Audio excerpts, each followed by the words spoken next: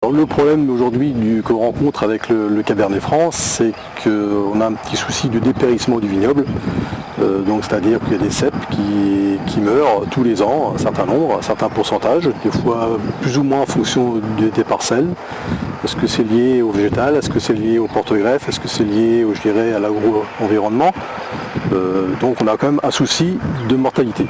On fait partie du mi-vigne, je dirais, Anjou et Saumur. Avec le petit groupe, on est une quinzaine, je crois, Anjou-Saumur.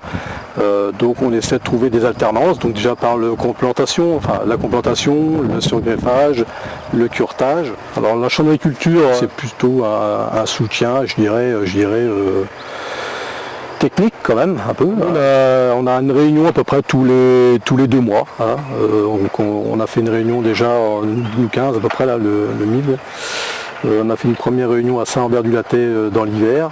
Après, il y a eu une autre réunion chez les pépiniéristes au mois de avril. Après, il y en a eu une autre la semaine dernière.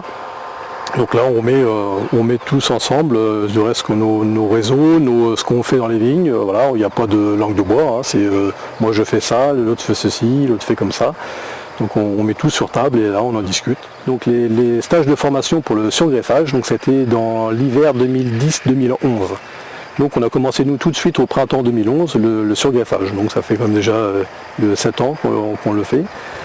Avec des pourcentages de réussite assez, je dirais, assez contents, parce qu'on est autour de 80, 90, voire un peu plus, hein, en fonction des parcelles.